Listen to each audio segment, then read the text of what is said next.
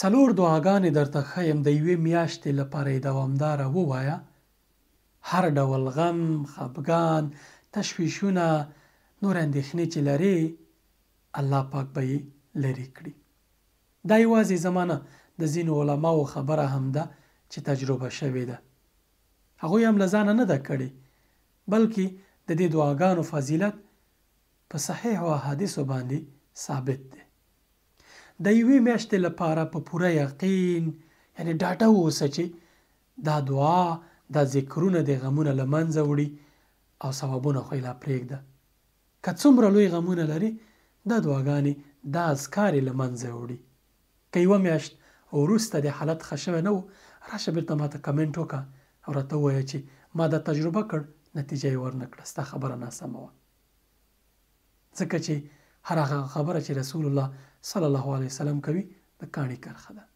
شرط همدا دی چې یقین به پرې ساتې، روزانه به یې دوامداره لولې او پام به ورته کوې چې څه وایې، پام به ورته کوې.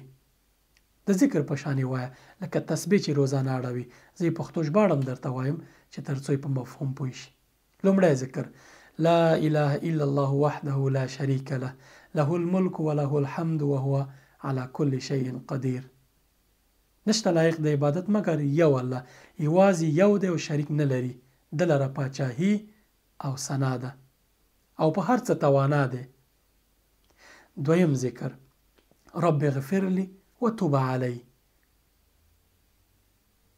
ربه ما ته بخښنه وکړه او توبه مې قبوله کړه.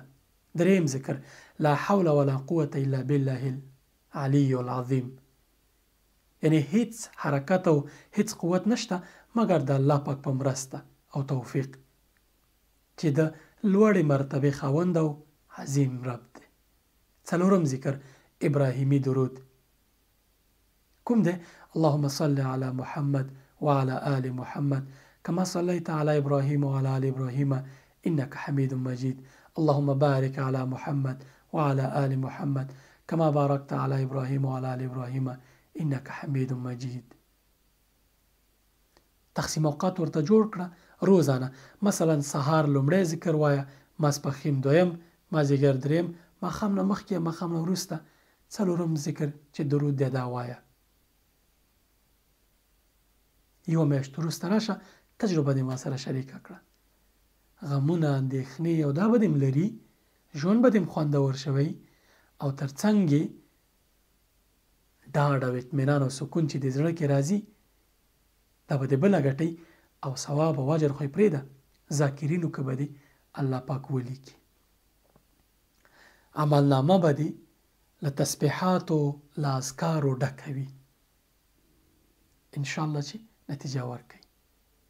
ما هم تجربه کړې، نور علماو نه مې اورېدلي چې تجربه کړي دي، او بیا چې د حدیثو باندې ثابت دي د دعاګانو فضیلتونه، هر یو خپل فضیلتونه لري.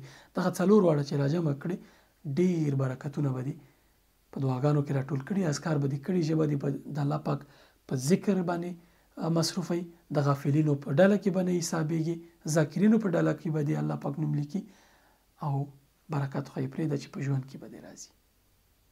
السلام علیکم.